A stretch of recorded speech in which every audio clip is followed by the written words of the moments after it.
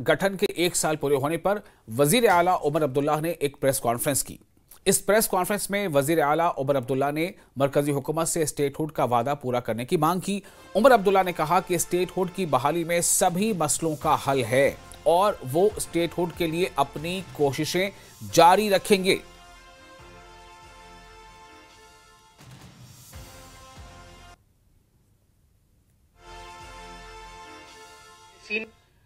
अपने लोगों के साथ किए हुए जो वादे हैं उन पे बिल्कुल हम वादाबंद हैं। और जैसे मैं बार बार कहता हूं, जिन जिन मुद्दों पे हमने इलेक्शन लड़ा, हुकूमत का वक्त खत्म होने पे उस सब चीज का रिपोर्ट कार्ड जो है वो लोगों के सामने पेश किया जाएगा।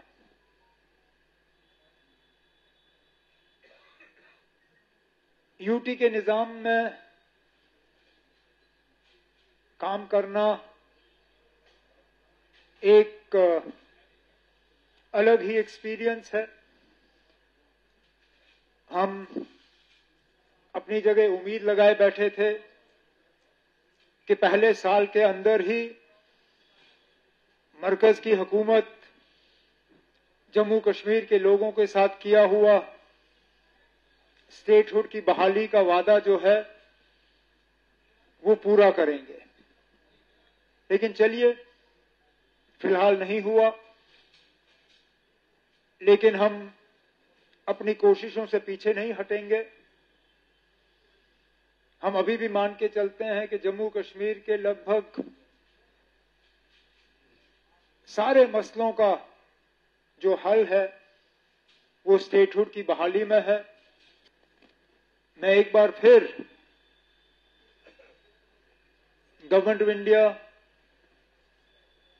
वजीर आजम और उनकी तमाम टीम को ये कहना चाहूंगा यहां जम्मू के सरजमीन से कि जो वादा हम सबके साथ पार्लियामेंट में किया गया, जो सुप्रीम कोर्ट के सामने किया गया, उसको पूरा करिए और जम्मू कश्मीर में रियासत का दर्जा जो है उसको दोबारा बहाल करें।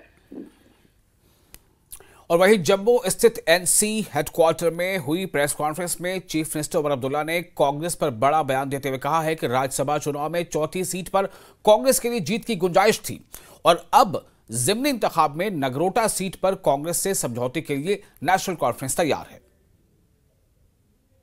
राज्यसभा के इलेक्शन में 3-1 का फैसला हुआ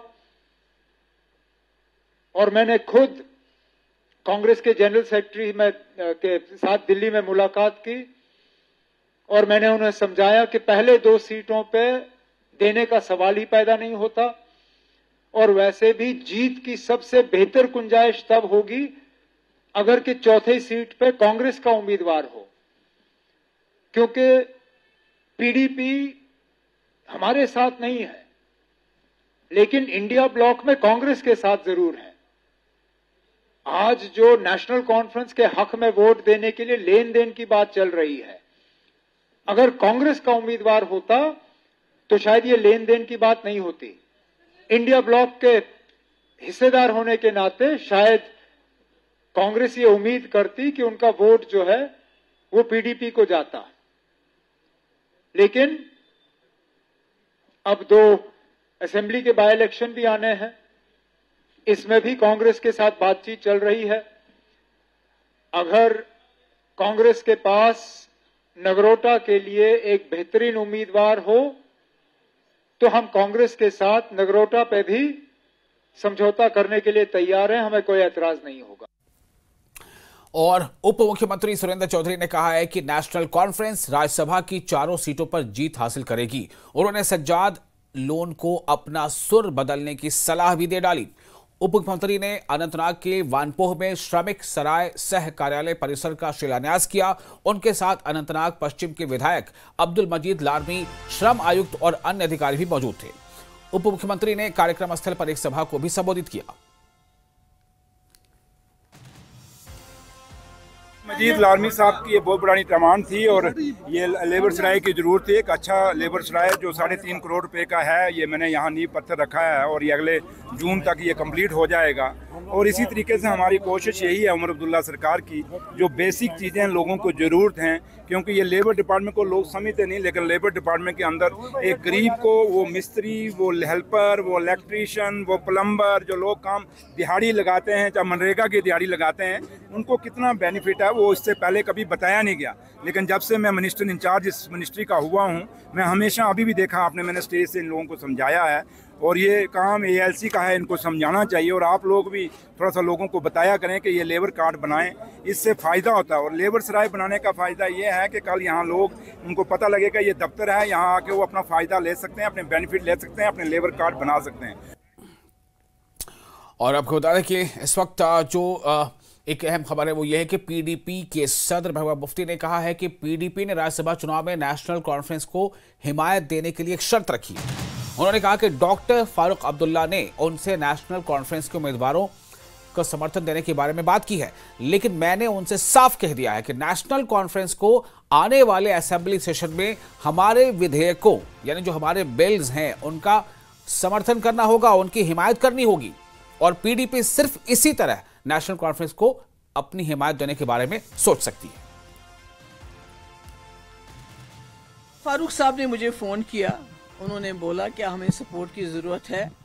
मैंने उनको ये बताया कि देखिए सपोर्ट जहाँ तक है हम आपस में अपनी हमारे सीनियर लीडर बैठ के बात भी करेंगे, मगर मैंने उनको बोला हमारी कुछ बिल्स हैं जो पिछले सेशन में भी लाई थी, हमने आज भी लाई हैं, कम से कम उसमें 1-2 बिल्स तो हमारे आप पास करवा दें।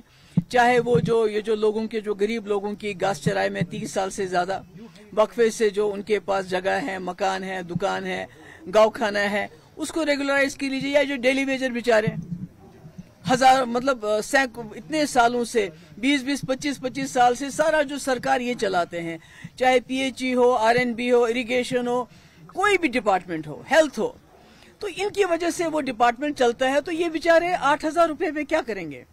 तो अगर कम से कम ये 1-2 बिल्स में वो हमारी मदद करें, उसको पास होने में मदद करें, तो शायद हम सोच सकते हैं उस बारे में। और बीजेपी के तर्जुमान अल्ताफ ठाकुर ने उमर अब्दुल्ला सरकार के 1 साल के कार्यकाल को नाकामी और झूठ का पुलिंदा करार दिया है, जो उनके घोषणा पत्र यानी मैनिफेस्टो से बिल्कुल अलग है। अल्ताफ ठाकुर ने एक प्रेस कॉन्फ्रेंस को संबोधित करते हुए कहा कि नाकामियों के बावजूद उमर अब्दुल्ला पद नहीं छोड़ेंगे, क्योंकि ये विवेक का मामला है जो उमर अब्दुल्ला में नहीं है। बहुत तीखी बात कही उन्होंने, सुनिए क्या कहा। जैसे कि आप सभी मीडिया के दोस्त जानते हैं कि आज 16 तारीख को उमर साहब ने भारी मैंडेट लेके शपथ ली थी chief minister of Jammu and Kashmir. लेकिन शपथ लेने से पहले उमर साहब ने बड़े बड़े वादे किए। उन वादों पे मुझे उपकार फिल्म मनोज कुमार का एक गाना याद आता है, बड़ा सैड सॉन्ग है, कसमें वादे प्यार वफा सब बातें हैं बातों का। ये सूट करता है नेशनल कॉन्फ्रेंस, ये सूट करता है उमर साहब की गवर्नमेंट। सबसे पहले अगर हम 1 साल report card national conference government का उठा के देखते हैं साथियों, सबसे पहले जो उन्होंने अनाउंसमेंट की थी, इन 12 जो गारंटियां उन्होंने दी, उनमें सबसे पहला जो था वो था कि मैं 200 यूनिट मुफ्त बिजली जम्मू कश्मीर के हर एक सिटीजन को दूंगा। उसके बाद उमर साहब ने पलटी मारी और पलटी मार के कहा कि जो अंत्योदया है या जिनको हम BPL कहते हैं, बिलो पॉवर्टी लाइन के लोग हैं, उनको मैं 2% बिजली मुफ्त दूंगा। लेकिन आज नेशनल कॉन्फ्रेंस कह रही है कि पहले 100% मीटरिंग होनी चाहिए, उसके बाद हम सोचेंगे किस किस को बिजली देनी चाहिए। और सांबा में बीजेपी जम्मू कश्मीर महिला मोर्चा के अध्यक्ष नेहा महाजन ने न्यूज 18 GKLA से बातचीत के दौरान जम्मू कश्मीर सरकार पर जोरदार हमला बोला। उन्होंने कहा कि वर्तमान सरकार पूरी तरह से नाकाम साबित हुई है। 1 साल पूरा होने पर भी सरकार ने लोगों से किए वादे पूरे नहीं किए हैं। साथ ही नेहा महाजन ने इल्जाम लगाया कि ये सरकार सिर्फ दूसरों की खामियां निकालने में बिजी है। बेसिकली जो 1 साल पूरा तो होने वाला है, जो उन्होंने सपने दिखाए थे वो सपनों में ही रह गए हैं। टोटल फेलियर सरकार रही है जो सिर्फ दूसरों में खामियां देखते हैं, क्योंकि जिसको काम करना है, जो फोकस्ड है, जो विजनरी है, वो काम पे फोकस करेगा, वो अपना विजन को जो है वो पूरा करेगा। आज नरेंद्र मोदी जी ने जो सपना लिया है कि 2047 तक हमारा भारत विकसित होगा, वो इसी विजन को लेके काम कर रहे हैं। और भारतीय जनता पार्टी कार्यकर्ता जो है वो 24 घंटे 365 डेज काम करता है और वो काम पे फोकस करता है। और प्रधानमंत्री जी जो वादे करते हैं वो पूरे करते हैं, और जो लोगों ने सोचे भी नहीं होते हैं उसके भी पार जो है। आज आप देखिए, जम्मू कश्मीर की बात करें, भारत की बात करें, तो उनकी छवि बदली अगर है तो वो सिर्फ नरेंद्र मोदी जी की वजह से, भारतीय जनता पार्टी की वजह से, क्योंकि वो जुमले वादे नहीं करते हैं, झूठे वादे नहीं करते हैं, जो वादे करते हैं वो पूरे करते हैं। तो इस सरकार से भी निवेदन रहेगा, अगर इनसे सरकार नहीं चल रही है तो मुझे लगता है कि इनको इस्तीफा दे देना चाहिए और अपने हाथ खड़े करके बैठना चाहिए।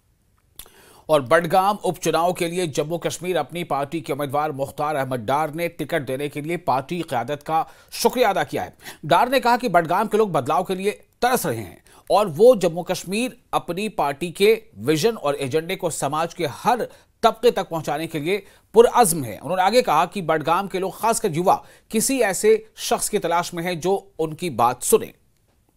अहमद डार मेरे साथ है। पार्टी ने आप पर एतमाद जताया है। जम्मू कश्मीर अपनी पार्टी की जानिब से आप बडगाम बाईपोल्स में कैंडिडेट होंगे। पहला रिएक्शन जानना चाहेंगे, किस तरह का काम और क्या कहेंगे? पहले तो मैं अपने पार्टी लीडरान का शुक्रिया करता हूँ, अलखुसूस अपने कायद सैयद मोहम्मद अल्ताफ़ बुखारी का, जिसने मुझ पर भरोसा जताकर मुझे मैंडेट दिया है बडगाम कॉन्स्टिट्यूंसी के लिए। उसके लिए मैं तहे दिल से शुक्रिया करता हूँ। अपने जो हमारे सरबराह हैं सैयद मोहम्मद अल्ताफ़ बुखारी साहब का, और उसके बाकी लीडरान का भी मैं शुक्रिया करता हूं। और इंशाल्लाह मैं उनकी उम्मीदों पे खरा उतरूंगा और मैं लोगों से कनेक्ट होने की भरपूर कोशिश करूंगा और लोगों के मसले मसाइल जो भी हैं उनको उजागर करूंगा, क्योंकि यहाँ बडगाम कॉन्स्टिट्यूंसी में जो लोग हैं उन बेचारों की रसाई नहीं है। वो अपने मिनिस्टर को 1 साल में अभी तक देखे भी नहीं हैं। उनको मौका ही नहीं मिला है कि सीएम साहब जो उनके यहाँ कैंडिडेट थे उमर अब्दुल्ला साहब, वो अभी तक यहाँ के जो बडगाम कॉन्स्टिट्यूंसी के लोग हैं वो गुप्कार तक पहुँच भी नहीं पाते हैं। तो इसलिए हम भरपूर कोशिश करेंगे कि हमारा ऑफिस भी हुमामा में ही है, हमारा दरवाज़ा 24 घंटे खुला होता है लोगों के लिए। तो हम जैसे हम सोशल वर्क करते हैं, अब हमें बड़ा प्लेटफॉर्म मिला है, इसको हम बड़े प्लेटफॉर्म पे बड़े बड़े काम करने की कोशिश करेंगे, लोगों तक पहुंचने की कोशिश करेंगे। और जो पार्टी का मंशूर है, आपको पता है सब पार्टियों का अपना मंशूर है, लेकिन सब पार्टियां आप देखो कहीं ना कहीं वो अपने मंशूर में तब्दीली लाते हैं, लेकिन अपनी पार्टी ने जो मंशूर बनाया है स्टार्टिंग से अभी तक अपने मंशूर पे कायम और दायम है। और उमर हुकूमत के 1 साल पूरे होने पर राजौरी के युवाओं में काफी निराशा है। युवाओं का कहना है कि सरकार ने रोजगार के साथ साथ जो भी वादे किए थे वो अभी तक पूरे नहीं हुए।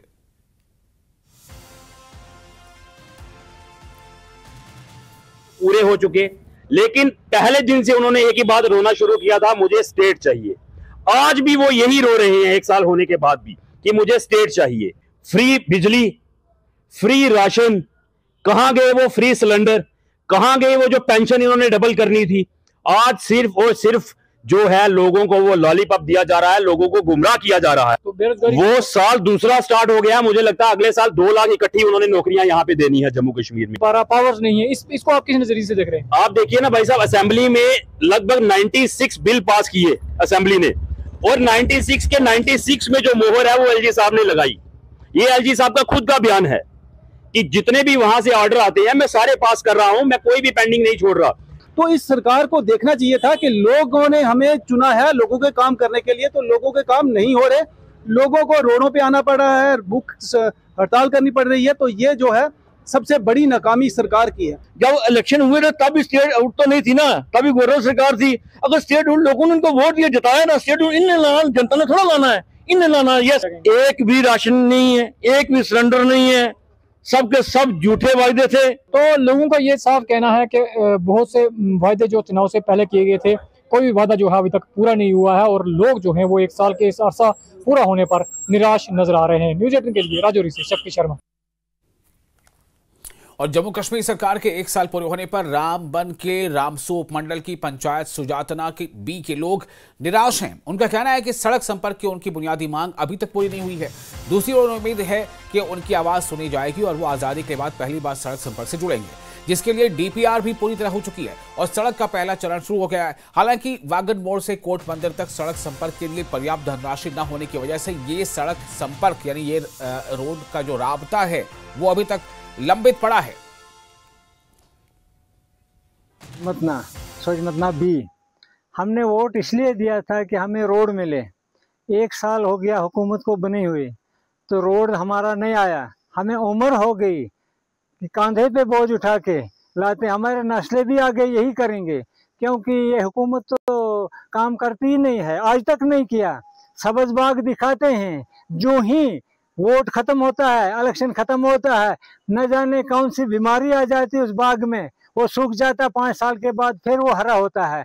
हम उम्मीद करते हैं कि आने वाले दिनों में हुकूमत हमारा काम करेगी, हमारी आवाज़ सुनेगी। कि जो हमारा रोड तकरीबन 4-5 साल से थोड़ा काम लगा था, डीडीसी ने फंड्स दी थी, तो उसके बाद उसका कोई नामो निशान नहीं। उसके बाद हमने एक ऐसा फैसला लिया, हमने एनसी को चुना, जनाब शहजाद शाहीन को वोट पूरे गांव में तकरीबन 70-80% को वोट दिया हमने। तो हमें उम्मीद है कि इस हुकूमत पर इंशाल्लाह वो हमारा काम ज़रूर करेगी। और पापोर में बीजेपी ने आत्मनिर्भर भारत संकल्प अभियान के तहत कार्यकर्ता बैठक का आयोजन किया। कार्यक्रम की सदारत बीजेपी की प्रवक्ता अल्ताफ अहमद ठाकुर और जिला अध्यक्ष सैयद शौकत अहमद गयूर ने संयुक्त रूप से की। बैठक के दौरान अल्ताफ ठाकुर ने कार्यकर्ताओं से आगामी नगरीय निकाय चुनाव में बीजेपी की कामयाबी के लिए कड़ी मेहनत और इस पे पूरी डेडिकेशन से काम करने का आग्रह किया है। के हवाले से इन्होंने यहाँ के नौजवान को, यहाँ के हर एक इंसान को इस तरह अपनी पटरी से उतारा है और उनका जहन इस तरह ख़राब किया था अपने झूठ से, जो कि आज वाज़ह है। लोग मानते हैं कि आज तक पिछले 70 बरसों से सिर्फ इन्होंने झूठ की बिना पर वोट लिए हैं, यहाँ पर हुकूमतें बनाई हैं, लोगों के जज्बात के साथ खेला है। और आप लीजिए जो लास्ट ईयर इलेक्शन हुआ, असेंबली का इलेक्शन हुआ, क्या जो उन्होंने वो वादे किए थे लोगों के साथ, रोक कर उन्होंने वोट लिए लोगों से कि हमें मौका दीजिए, उन वादों का क्या हुआ। और फिलहाल एक छोटा सा ब्रेक लेंगे। ब्रेक के बाद खबरों का सिलसिला जारी रहेगा। बने रहे न्यूज़ 18 के साथ, मैं हूं विशाल।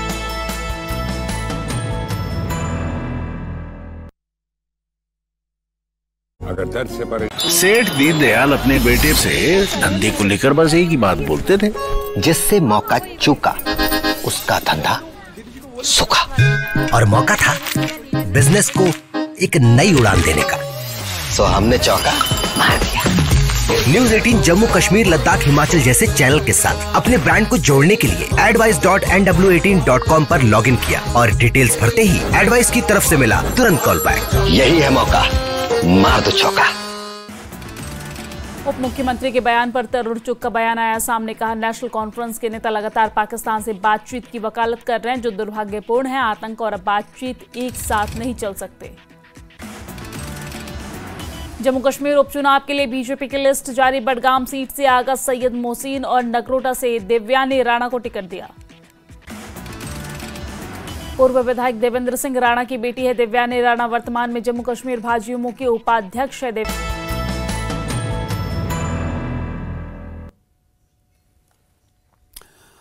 ब्रेक के बाद फिर आपका इस्तकबाल है न्यूज़ 18 जे के लिए पर। आप देख रहे हैं कश्मीर न्यूज, जम्मू कश्मीर न्यूज। हरियाणा के एडीजीपी स्तर के आईपीएस अधिकारी पूरण कुमार की आत्महत्या के मामले ने पूरे मुल्क को झकझोर कर रख दिया।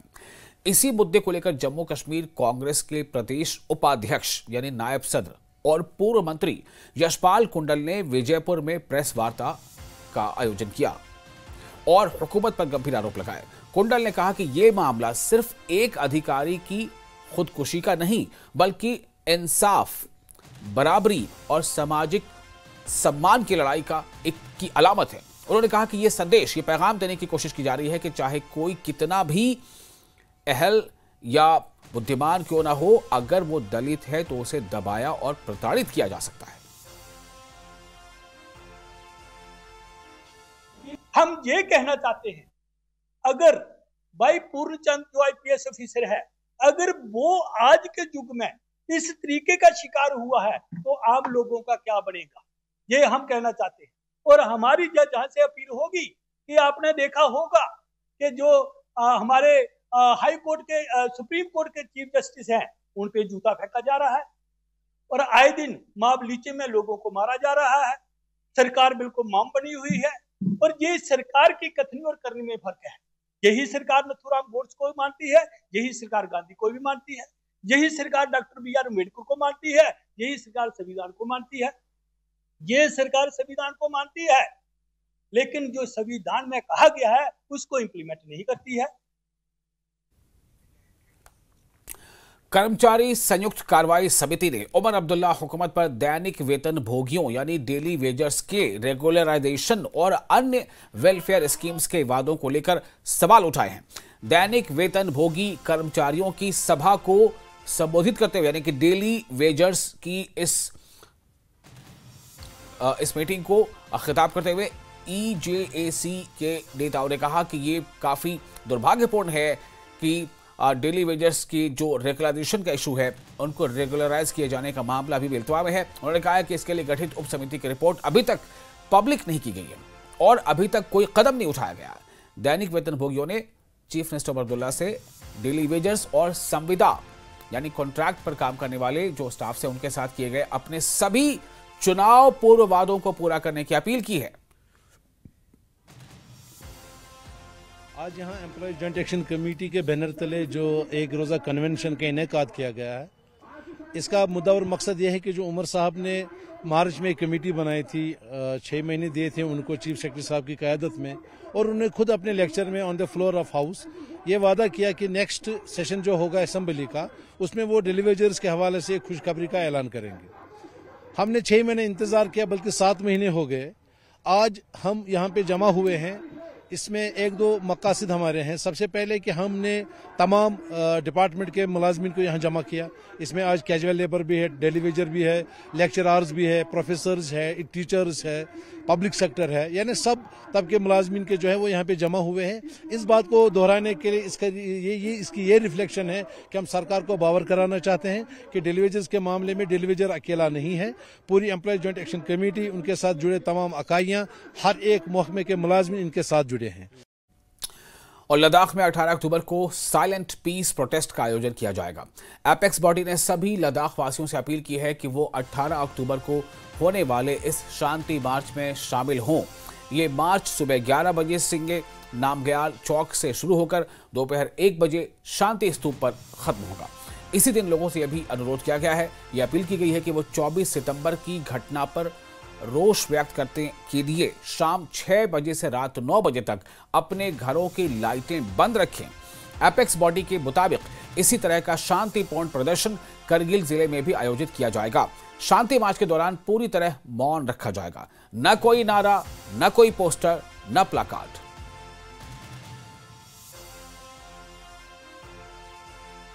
के बाद कुछ फैसले, लोगों को अरेस्ट किया गया है, उनको जेलों में बंद करके रखा हुआ है और उनको जल्दी छुड़ाने के लिए उनको उनके जो भी इनके पास चार्जेस लगे हैं उससे बरी करने के लिए आज कल हम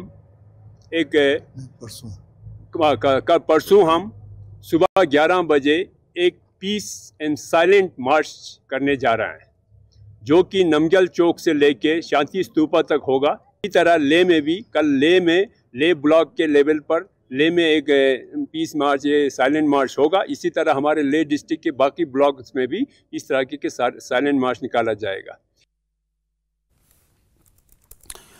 और आपको बता दें कि करगिल के एडीएम ने बताया है कि जम्मू और श्रीनगर में करगिल प्रशासन ने स्टूडेंट्स के लिए हॉस्टल खोले हैं और हॉस्टल में एडमिशन के लिए पॉलिसी प्रशासन ने जारी कर दी है। डिस्ट्रिक्ट एडमिनिस्ट्रेशन कारगिल के जम्मू कश्मीर के 2 शहर श्रीनगर और जम्मू में जो स्टूडेंट्स के लिए हमने हॉस्टल खोले हुए हैं, तो आप सबको ये बता दूं कि उन हॉस्टल्स के एडमिशन का पॉलिसी इस साल नोटिफाई हुआ है प्रॉपर्ली। पहले थोड़ा एडमिशन का प्रोसेस पहले चलता था, लेकिन इसको और स्ट्रीमलाइन करने की ज़रूरत थी। वो हमने इस बार करके दिखाया हुआ है। हिल काउंसिल कारगिल ने हमारा जो पॉलिसी था उसका अलग से फॉर्मुलेशन हुआ है, थोड़ी अमेंडमेंट्स हुई थी। उसको अप्रूव करने के बाद सितंबर में वो नोटिफाई हुआ और उसके बाद सितंबर के आखिर में 25 सितंबर को हॉस्टल्स में एडमिशन के लिए नोटिस इशू किया गया। डीसी ऑफिस कारगिल से ही हुआ है और डीसी ऑफिस कारगिल से ही हम ये प्रोसेस सारा मॉनिटर कर रहे हैं। उत्तरी कश्मीर के ट्रैवल एजेंट्स एसोसिएशन ने पर्यटन स्थल गुलमर्ग के एक निजी होटल में एक कार्यक्रम का आयोजन किया। इस मौके पर बारामूला के एमएलए जावेद बेग मुख्य अतिथि यानी मेहमान खुसूसी के तौर पर मौजूद थे। गुलमर्ग विकास प्राधिकरण के मुख्य कार्यकारी अधिकारी और अन्य अधिकारी भी इस मौके पर मौजूद रहे। दूसरे सेशन में वागोरा क्रीरी के एमएलए इरफान हफीज लोन मेहमान खुसूसी थे।